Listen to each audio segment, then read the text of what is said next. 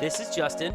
And this is Haley, and you're listening to The Price of Avocado Toast. We're a married millennial couple wanting to normalize conversations about money. We want to hear about your highs and your lows, The do's and the don'ts on your path towards financial freedom.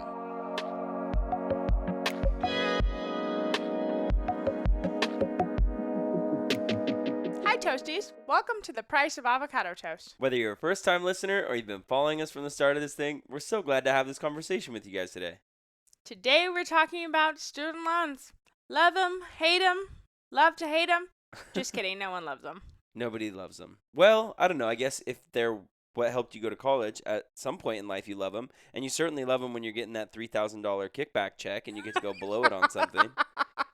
Like purses. Yeah. You didn't even want to know what I spent mine on. It was just ridiculous. Ridiculous. But yes, today we're talking about student loans. Obviously, big news came out this week, so we figured it'd be a good time to sit and talk a little bit more about student loans and maybe help some people process what's going on with everything. But before that, can I brag on my clients for a minute? For sure. Okay, so I'm working with 11 beta clients for my financial coaching business, and they are kicking butt. It's only the first week, but I am so excited to be working with them. One of my clients during our first session paid off over $1,400 of her last personal credit card Love that. in the session, and that was really cool. And then I have two other clients who are working on getting out of leases and buying some cheap beater cars while they can work for their goals. I love that. That's awesome. And Yeah. obviously we weren't stuck in leases, but we're big proponents of getting rid of any type of car payment or leveraging a paid off vehicle to pay off some debt and drive something else. Like, things with wheels break down and they depreciate over time. And if you can maximize debt payoff by getting rid of those, I'm a huge supporter of that. So that's awesome. Rock on for them. Yeah, so people wanted some updates on my coaching. It's growing really well, so I wanted to share that. I'm super hyped. This last week was my first week, and I feel like we've got some great momentum with everyone that I met with so far. That's great. So your beta group is 3 months, Mm-hmm. right? So it's August, September, and October. Yep. So I'm imagining that the goal then is like November to hit the ground running with clients. With a formal launch. Gotcha. So for these first 3 months, you're not taking on any more clients. It's just focusing on the beta group. You know, I haven't totally decided. I might let people trickle in October, maybe late September. It's going to depend on how things are going. Because I have a large beta. Like, this is a lot of people. Yeah, for sure. And I'm really pouring into them, and I don't want to take on too many people all at once. So I'm just going to see how it goes, and then I will kind of post updates if I'm ready to take on more people. But so far, so good. I'm so happy I chose to do this. Thank you for pushing me. Yeah, It was much needed. it's my pleasure. I told you a while back, it's just really cool seeing you go for it. And I think that you're such a positive influence in our community and the people around us and obviously my life. So for you to be able to speak positivity and support into others is massive. And I'm sure that they're getting just as much value from you as you feel like you're getting from them. So it's a really cool Thank you. win-win situation.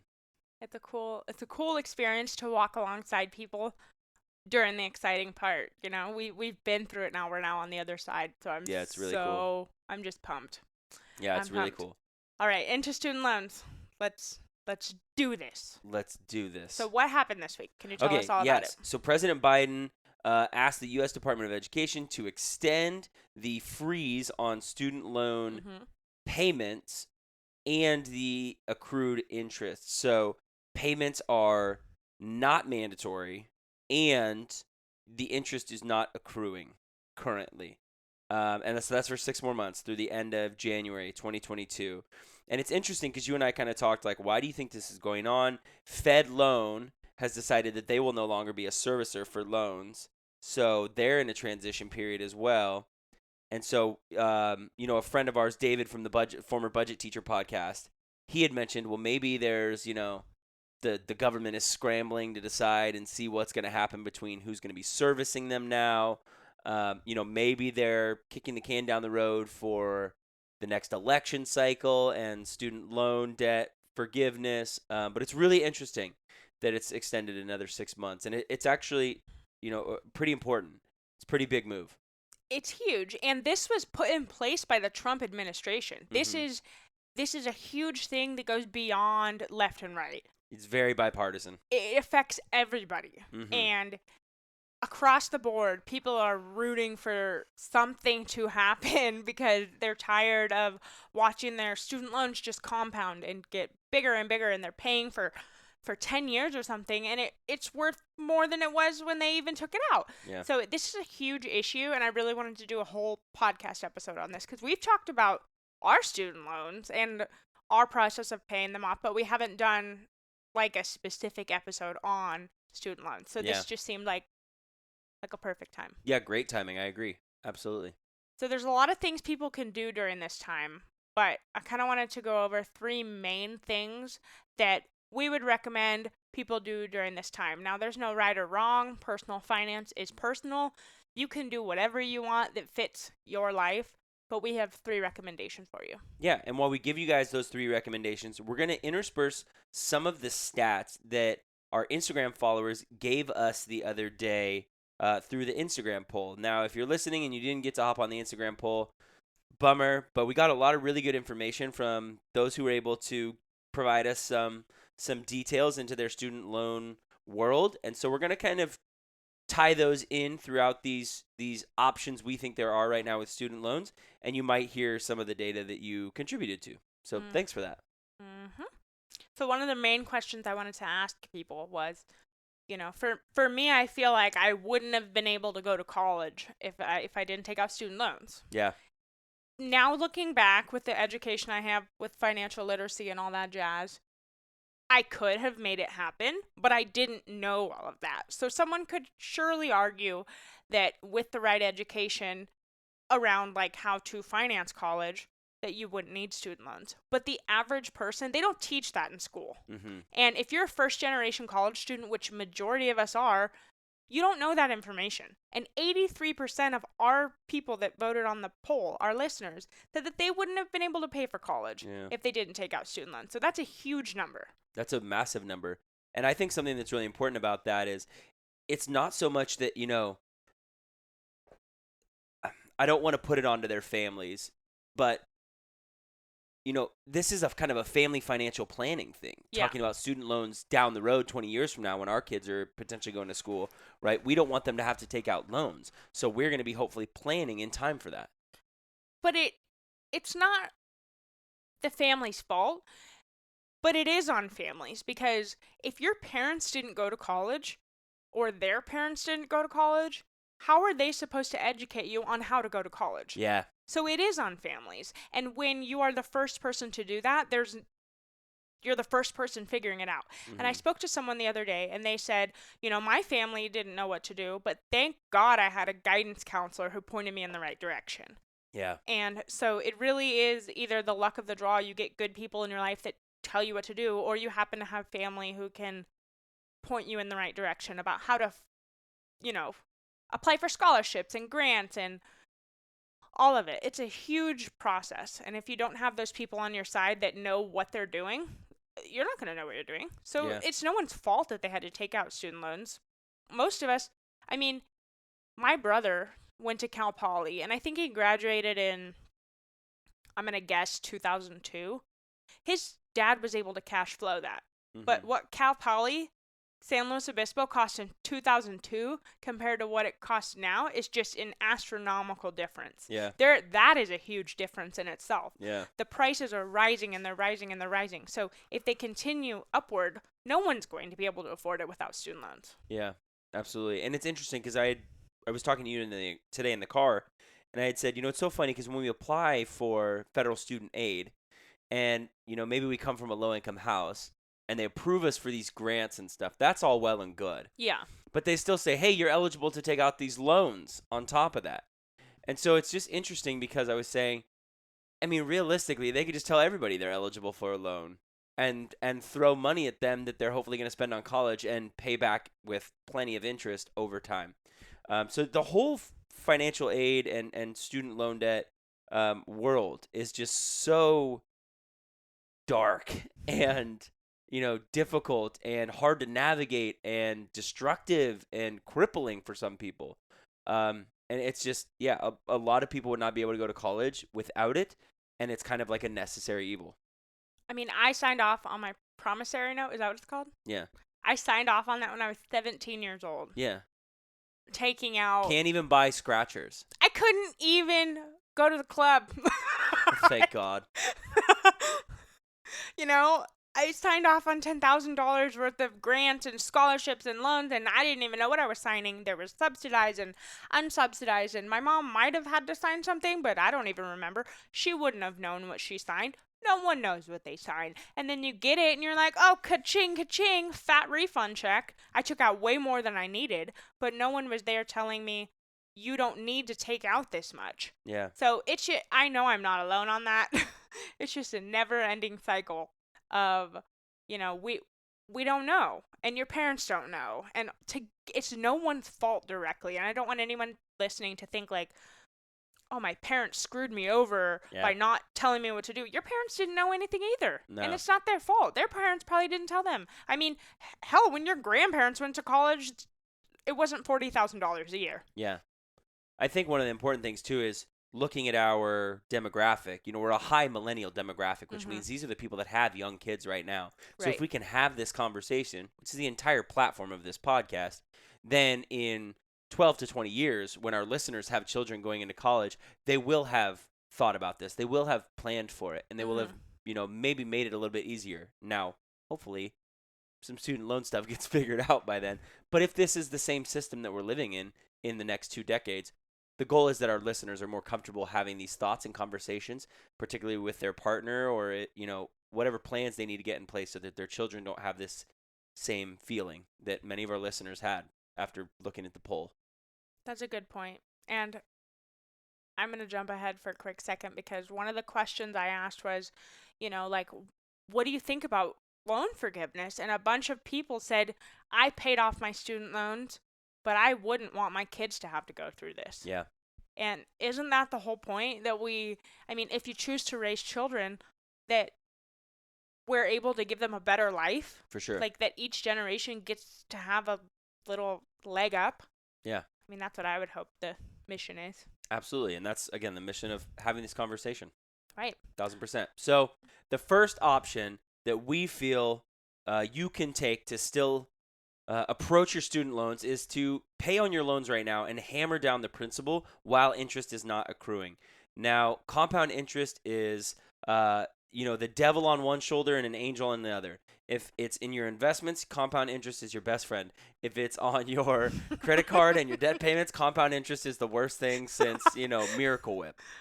I don't know. Is Miracle Whip? Miracle Whip's all right. Anyways, so, if you want to pay down that principal right now, we are all for that. If that's something that you want to do, we totally are fine with that. And on the poll that I did on Instagram, I asked how much debt people had for student loans, and it ranged from $3,000 all the way up to $190,000. So, if you only owe $3,000, this might not be the best option for you. If you are a 6-figure student debt person, then this would be probably a really great option for you, because then you can just hammer out as much of the principal as possible without the interest. So This is not a one-size-fits-all, but that was my thought on that. If you have a lot of debt, this would be a good option. Yeah, and we've heard different numbers about what student loan forgiveness might look like. We've heard, well, maybe it'll be $10,000. Some people said, maybe around $50,000. Some people said erase all student loan debt. And that's a really wide gap, particularly if you have $190,000 in debt. Huge. So if you're somebody that's uncomfortable with that and you want to pay that down right now, we are all for that idea. If that's what you think is the best thing for you, we love the fact that you're pushing towards debt freedom and just getting that taken care of. And you can make some real damage when you're just paying on the principal and interest isn't in your way. Bless the person who said that they have $190,000 in debt. I hope that they have a big shovel and a great career that can help them out of that, because it's just, we've mentioned it's so devastating that people take out these loans for jobs that don't pay them in return how hard they're working or what they had to go through to get there. It's just unfortunate. So I'm hoping that they have a big shovel. That person does have a big shovel. I love that. I can confirm. But going through all of the answers that I got, there were so many 6-figure answers. Yeah. Over $100,000 of personal student loans for a single person. There were so many people in that boat. So if you feel alone, just know that you're not. That's a lot. Yeah. And I know that feels very heavy. But you are not alone. There are several people that were also in that same boat. And it's really hard because these are super active participants in our community. Mm-hmm. And I shouldn't phrase it like that, like, oh, if you're not an active participant, well, then screw you and you're dead, right? But, like, taking out loans like that, you've got to be a pretty hard worker. And the goal is probably that you're busting your tail right now to try and pay off that debt. Whether it's, the job that you currently have, maybe you're working a couple jobs. Like, I mean, I just philosophically hearing that somebody is struggling with what is, over a house payment, or a mortgage in some parts of our, nation, that's just terrible. Mm-hmm. It's just really difficult. So, and you and I like to think we're pretty average when it comes to like the student loans, but you and I combined it was like $135,000 worth of student loans. And so 6 figures for one person or for your whole household, it's a heavy weight. Yeah. It just sucks. Anyway, that pulls me into number 2. Number 2 would be to put money aside if you can, whatever your student loan payment would have been, put it aside, whether it's in your savings account for your bank or credit union or in a high yield savings account. We just started using Ally, and I highly recommend that. We don't have an affiliate link or anything. This is not an ad. I just really like them. Yeah. So far, so good. That's a great option for just setting the money aside and then waiting for some sort of forgiveness. But if forgiveness doesn't happen, then you can just slap that money that you set aside on as one big payment when they resume in February. Yeah. And we've got some stats here that we want to share. But before we share those stats, I want to just let all the listeners know, if you're even tempted or thinking about putting the student loan payment that you are not paying right now into the actual stock market, I want to highly, highly, highly, highly encourage you not to do that, because the stock market can be volatile. And in the next 6 months, you could very easily lose a little bit of your money.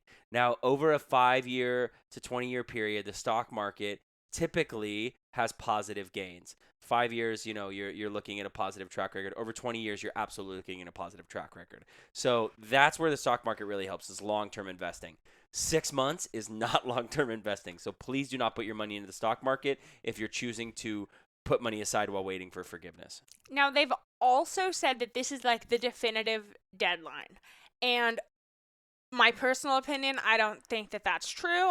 I think they're going to continue to kick it down the road. Only time will tell. Yeah. But they've said, like, payments resume February 1st. This is it. So we'll see. But, I mean, if you're still holding on to student loan forgiveness as an option, just keep your fingers crossed. Yeah. Put that money into a savings account that is safe and will just stay there. Yes. Yeah.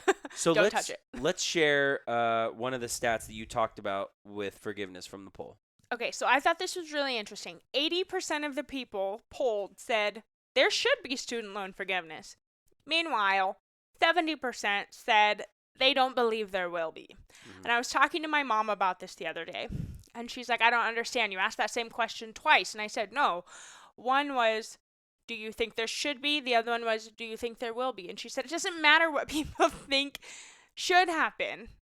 Like, it doesn't matter. And I was like, maybe if enough of us think it should happen, it will happen. But the reality is, we aren't the ones in control. I mean, we can vote, but clearly we vote for people who say that they want this to happen, and then it doesn't happen. Mm-hmm. And I think that's a huge thing to take away from this episode. Like, we can sit here and wait, but I mean, everyone's sitting here waiting. Yeah. And the Democrats and the Republicans, we're all sitting here just like crossing our fingers, hoping that something happens, and nothing has happened yet. So I think it's just a political thing. Yeah, it's interesting because I told you, I think that that's what it comes down to, is the fact that politicians run on this platform of doing something about student debt, but then they get into office and they don't do anything. Right? Other than what we're currently doing, which is kicking the can down the road until we decide further. And so it's like, what? Like, if 80% of us believe something should happen, and that's a platform a candidate runs on, and that candidate gets voted into office, well, shouldn't you do what you said? But obviously we know in, U.S. history that's not the case. Right. So it's just interesting because it's overwhelmingly that people believe this should happen. And some people argue, you took out the loans, you should pay it back. Okay, valid argument. However, other people say, just because one person hustled and just because one person paid it off, or they didn't have to take out student loans, doesn't mean it's wrong for them to fix this problem. Yeah. And we've said for a long time, they could forgive all of the student loan debt. It's $1.7 trillion. Trillion. Ugh. They could forgive all of it, but that is a band-aid to the situation until they fix the problem. The problem isn't us taking out loans and being like, forgive it. The problem is them giving a 17-year-old $40,000 worth of debt. Yeah. That's the problem. And so it needs to be addressed at a whole nother level. Yeah. So I asked people, if you paid off your student loans, would you have been mad? Would you think it was unfair if someone else had them forgiven? And across the board, like, the strong majority said, I mean, I would have been annoyed, but I wouldn't have been mad. Yeah. And I think that that's a big thing. And you said today that somebody mentioned that they felt a lot of pride and a lot of joy from paying off their student loans, Right. a lot of accomplishment. And I think that we can live with those feelings even though others maybe get theirs paid off.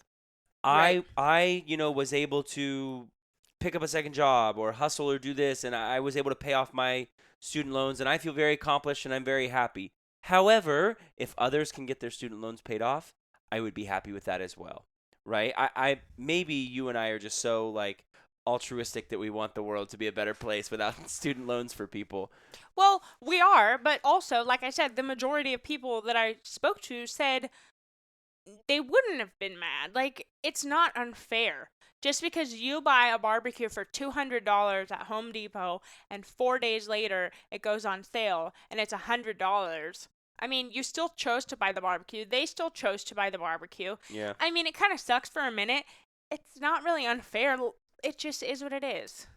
And you kind of think about it like when people want to consume something, fresh on the market, like a new iPhone, right? They get it right when it's at the top of the Right. cost, and then somebody comes in a year later and is like, hey, I'll have the iPhone, the last generation, and they get it for $200 cheaper. We still have the phone. It's different priorities and different feelings that people have, right? And I wanted the barbecue now, or I chose to pay off my student loans, or I had the, opportunity to pay off my student loans, and I have an immense amount of pride because of that. It's just different priorities or different feelings, and that's okay if we can all say, hey, I'm all right with others getting it paid off. One thing that I haven't really done enough homework on is what student loan forgiveness does to our economy. I mean, obviously thinking about it, I'd have to think that it does a lot for our economy. Right. Right? Like you're just putting more money in the pocket of consumers who can go buy more stuff or, get into the housing market or whatever. But I just haven't done enough homework on it. Well, I asked people what their numbers would be for monthly payments, and they ranged from $100 all the way up to like $4,000 a month. What? So imagine if someone was pouring that money back into the economy. Oh my gosh. That mortgage payment double. That is just California incredible. mortgage payment times Yeah, two. for real. That's just incredible. Yeah. Wow. So I don't know. I mean, I don't see a way that doesn't stimulate the economy. I mean, right? We all have our opinions, but my opinion is that life is not fair in general. So it doesn't really matter if the student loan thing is fair. We have to look at what's right. And what's right is, or we can flip the switch. I just think it's wrong that someone has a $4,000 student loan payment or that someone has $190,000 of student loans. I find that very wrong. No matter if they made the choice to take out that much debt. Like, okay, say they're a lawyer or a doctor. They're still starting their career out so far behind. Yeah. So I don't think that's fair. And we live in a society that preaches college Right. post high school Go to and college. and the need for a degree to be successful, and Mm-hmm. then you go on LinkedIn and somebody's like, yeah, we're looking for somebody with a master's degree and experience and we're willing to pay them $17.50 an hour. And you're like, hey, what? What? Like how can we, those are just two opposing ideas to preach the need for education post high school and then make it so difficult to get education post high school without incurring a ton of debt. Well, that goes back to what you said at the beginning of student loans or just education in general. affordable education being a necessary evil. Like we supposedly need to go to college, but in order to get to college, you need to take out all this money because no one, unless you're just a trust fund baby, can just cash flow $50,000 a year, and it just keeps going up and up and up. And then, all of a sudden you need a master's degree to be a teacher in New York. Let's just talk about that. That's ridiculous. But you have to have these requirements, and you have to continue your education, and then they want to pay people like $40,000 starting salary. Yeah. That's just ridiculous. Anyway, if you can't tell, we have opinions on this. And it's really hard because we are both such hardworking people. I am constantly under the stress that I put on myself of, I took out those loans. I need to just pay them off. I'm a hard worker. You can do it. And then the other aspect is like, well, wait a minute. Hold on. You're educating the children of America. Yeah, I'm a teacher. And then I also think there are other programs that maybe weren't as solid as mine. Like our program was awesome, and I learned a lot as an educator. However, nobody ever says to me now, and what college did you go to? Right. They say, how long have you been teaching? Because that's the barometer. How deep are you into this? What have you seen on the battle lines, right? For sure. And so it's just interesting to me because at some point the college or the credential program or whatever washes away. And it's just how long you've been doing this. So, I mean, I've talked about this. I don't know if I've talked about this on the podcast.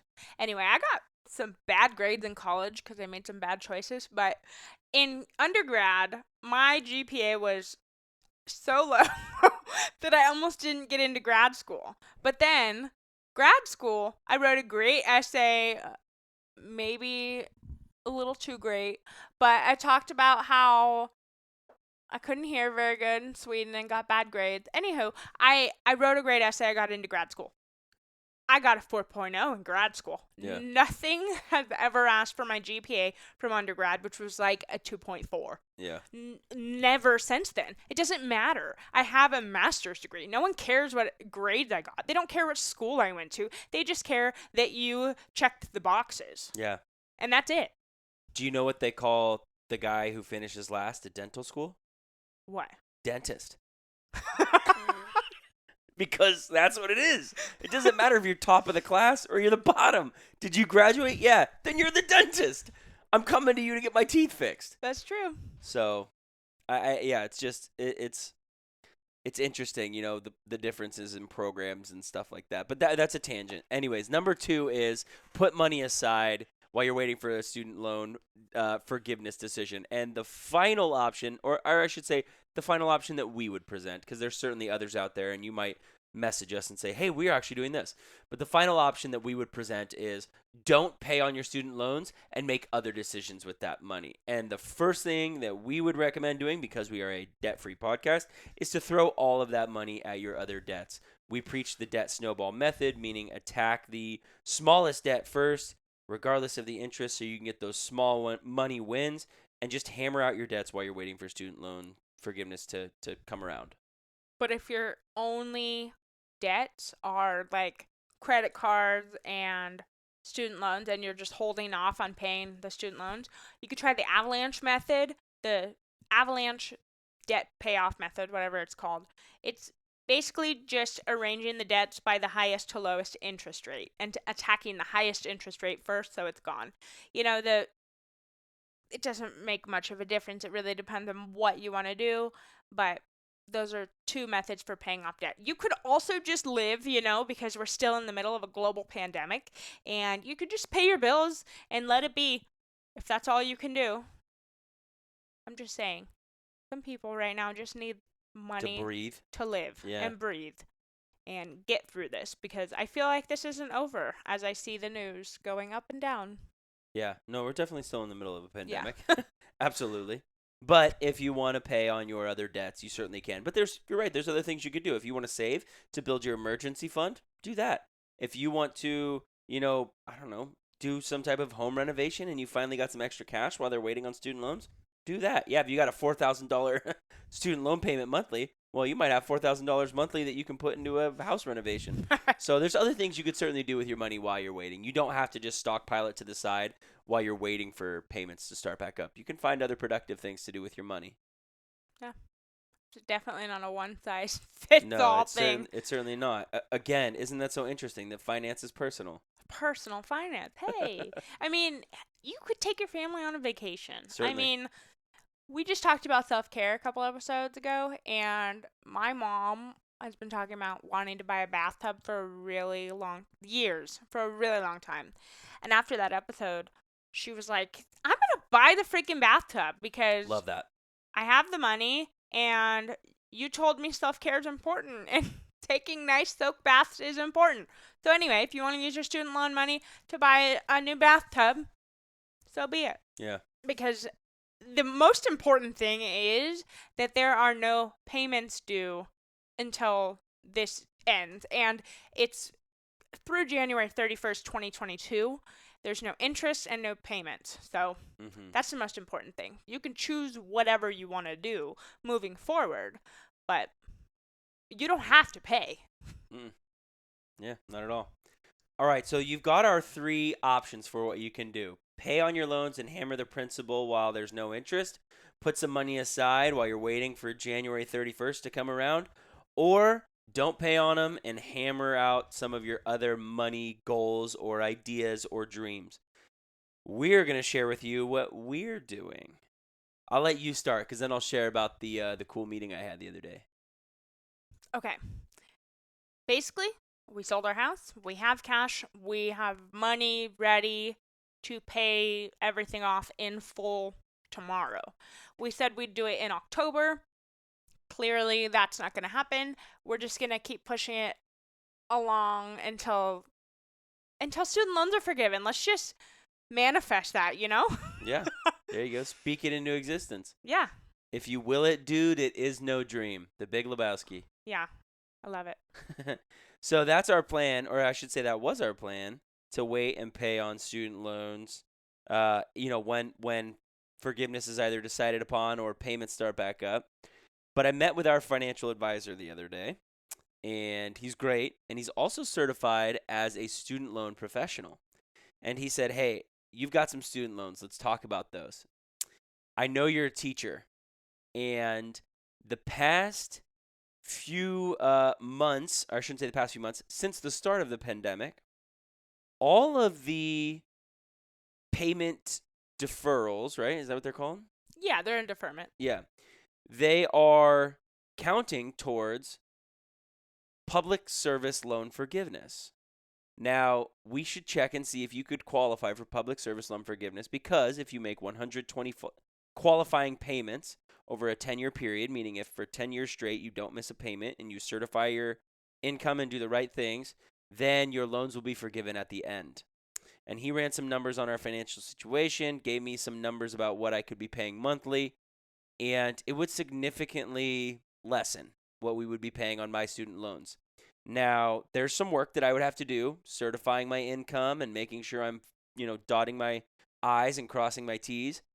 But over the span of paying on these student loans, we could drastically improve our future financial situation for retirement. And so, him and I have had a conversation about that. And that's something that you and I should say, tossing up. It's certainly interesting. There's a lot of hesitancy, I think, because we want to be debt free and we have the money now and we just want to get it gone. But it's certainly something to think about as an educator who could qualify for public service loan forgiveness. I want to just throw in some of the hesitancy for me is coming from being such an avid Dave Ramsey follower for such a long time. Yeah. We are no longer Dave Ramsey followers, but for such a long time we were like diehard Ramsey followers. And he says that this is just a load of crap. Mm-hmm. Student loan forgiveness for public service people doesn't happen. No one gets it accepted. It's basically a waste of everyone's time. And I've had that in my head for over 2 years now, as this isn't even an option. So that's kind of where I'm coming from. But one thing I've learned through this whole entire debt-free journey that we've started, nothing is impossible. Mm-hmm. We've done things that I never thought were possible. For real. We've paid off so much debt. We sold our freaking house. And now we're in a place where we finally have liquid money to make our own decisions. And whether it means to pay off our student loans or to let it sit there or to buy another house, like, we can do what we want. Yeah. Because personal finance is personal. Dave Ramsey's no longer telling me what to do. And we can make those decisions for ourselves. And so I'm interested to see kind of how this works. I don't plan to return to teaching just quite yet, so I'm not going to do this. So both of us are teachers. We both have, how much do you have? I have 40,000, you have 50,000, Okay. roughly, like around there. Right. Yeah, total we have 90, so that adds up. But I'm going to pay mine off when these go back because I have no idea when I'm planning to return to teaching, and none of my payments would have counted. No. For this past 4 years because I didn't certify, and yeah. Anyway, that's kind of where we're at. And I kind of like that, though, that we have all this debt and we're at least attacking one person's debt. Right. And maybe seeing if public service loan forgiveness is an option for the other. I think that's encouraging. And I'm, like you said, with, over this debt-free journey, there's other ways to do things. Like, I'm listening to a professional. Not only is he our financial advisor, but he's a certified student loan professional, meaning he helps people navigate the student loan process and particularly payment or forgiveness or whatever. So I'm really excited to work with him more and find out more about it. Someone listening might think, what do you mean you're planning on not paying off the student loans that you just sold your house to pay off? But one thing I've learned is that we're flexible. We can change our mind. And I personally, I don't know about you, I have no regrets over the whole thing. I have no regrets of getting that far into debt. I have no regrets of taking out this much student loans, selling our house. All of that led to where we are today and the deep knowledge we have about finances. I wouldn't have had that personal firsthand experience had we not done all of that. Now, life would have been a little easier if we didn't just make all of those mishaps, but it is what it is. And you can't just walk around living in regret because I think we've learned a lot. I agree. That's awesome. We have learned a lot. I couldn't have said it better myself. Bravo. Well, you guys, after listening to this episode, please do let us know if anything that we talked about struck a chord for you, or if you've got some new ideas with your student loans. We'd love to hear your thoughts. We'd love to maybe talk with you about them and see if there's anything we can do to support you on your journey. We just want everybody to be successful. We want everybody to win with money. And student loans are difficult, and a lot of us are struggling with it. So we want to be here to support you. Yeah. Alrighty, that's going to do it for this episode of The Price of Avocado Toast. As always, we are so thankful to have had this conversation with you and so grateful to be a part of this community. Happy budgeting. You've got this, Toasties. Thanks for listening to The Price of Avocado Toast. If you vibed with this episode, share it with a friend that you're comfortable having money talks with. And if you don't mind, we'd love if you could rate, review, and subscribe wherever you listen to podcasts. If you're in need of my support as a financial coach, message me on Instagram. I'd love to help in any way that I can. Until next time.